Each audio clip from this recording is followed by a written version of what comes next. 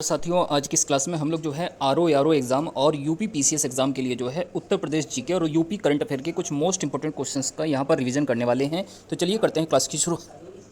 पहला प्रश्न है, विज्ञान पथ में शामिल उत्तर प्रदेश के 5 जिले कौन से हैं? तो हाल ही में देखिए विज्ञान पथ के अंदर उत्तर प्रदेश के 5 जिले शामिल किए गए हैं। ये जिले जो है सीतापुर, रायबरेली, बाराबंकी, लखनऊ और उन्नाव। इन 5 जिलों को विज्ञान पथ के अंदर जो है शामिल किया गया है। सीतापुर, रायबरेली, बाराबंकी, लखनऊ और उन्नाव। नेक्स्ट इसके बाद दूसरा प्रश्न है, प्लास्टिक सिटी के रूप में उत्तर प्रदेश में कौन सा शहर जाना जाता है? तो ये जाना जाता है जो कानपुर शहर है, ये उत्तर प्रदेश में जो है प्लास्टिक सिटी के रूप में जाना जाता है। इसके अलावा जो कानपुर शहर है इसको उत्तर भारत का मैनचेस्टर भी कहा जाता है। उत्तर भारत का मैनचेस्टर किसे कहा जाता है? कानपुर को कहा जाता है। नेक्स्ट इसके बाद बात करते हैं अगला प्रश्न, जेके मंदिर उत्तर प्रदेश में कहाँ पर है? तो देखिए जेके मंदिर उत्तर प्रदेश में जो है कानपुर शहर में स्थित है। कानपुर शहर में जो है जेके मंदिर स्थित है। नेक्स्ट इसके बाद अगला प्रश्न है, भीतर गांव का मंदिर उत्तर प्रदेश में कहाँ पर है? तो ये जो है कानपुर शहर में जो है भीतर गांव का मंदिर स्थित है। तो भीतर गांव का मंदिर भी कानपुर में है, जेके मंदिर भी है, उत्तर भारत का मैनचेस्टर भी कानपुर को ही कहा जाता है। नेक्स्ट इसके बाद अगला प्रश्न है, इसमें पूछा गया है समलेई मंदिर परियोजना का उद्घाटन ये किस राज्य में किया गया है? तो हाल ही में देखिए समलेई मंदिर परियोजना का उद्घाटन किया गया है उड़ीसा राज्य के अंदर।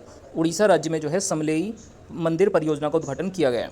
अगर हम उड़ीसा राज्य की बात करें तो कोणार्क का सूर्य मंदिर भी कहाँ पर स्थित है? तो ये भी उड़ीसा राज्य में स्थित है और इसका निर्माण जो है नरसिंह देव प्रथम के द्वारा करवाया गया था। इस चीज़ को भी आपको याद रखना है। और कोणार्क के सूर्य मंदिर को जो है ब्लैक पैगोडा के नाम से भी जानते हैं। ये भी चीज़ें आपको जो है पता होंगी।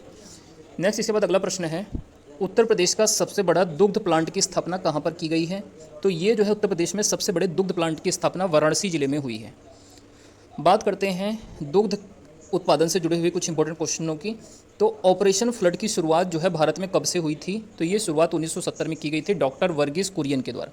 वर्गीस कुरियन जिन्हें श्वेत क्रांति का जनक भी कहा जाता है, इनके द्वारा ऑपरेशन फ्लड की शुरुआत 1970 में हुई थी। नेक्स्ट अगर आपसे पूछा जाए राष्ट्रीय दुग्ध दिवस भारत में कब मनाया जाता है? तो ये 26 नवंबर को मनाया जाता है, क्योंकि इसी दिन वर्गीस कुरियन का जन्मदिन होता है। इस दिन राष्ट्रीय दुग्ध दिवस मनाते हैं।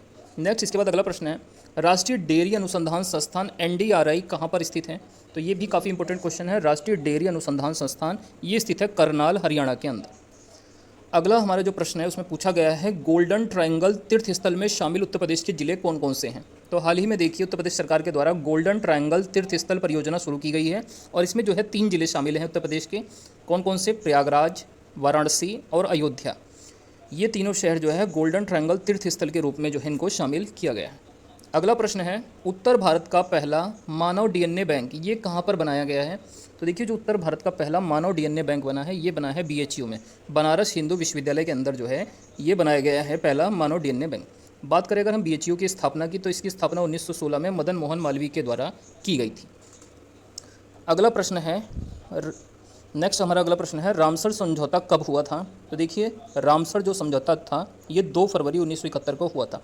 रामसर जो है ईरान में एक शहर का नाम है और यहाँ पर जो रामसर समझौता हुआ था विश्व में आर्द्र भूमि के बचाने के लिए, ये 2 फरवरी 1971 में होता है। इसीलिए 2 फरवरी को विश्व आर्द्र भूमि दिवस भी मनाया जाता है।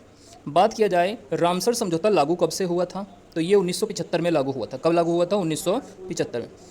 अगर पूछा जाए कि भारत ने इस समझौते पर कब हस्ताक्षर किए थे या भारत रामसर समझौते का सदस्य कब बना था, तो ये 1982 में जो है भारत ने इस पर हस्ताक्षर किए थे।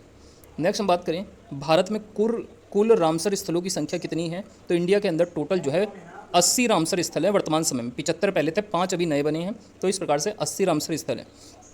सर्वाधिक रामसर स्थल कहाँ पर हैं? तो ये तमिलनाडु राज्य में देखने को मिलेंगे। 16 रामसर स्थल जो है तमिलनाडु राज्य में वर्तमान समय में स्थित है।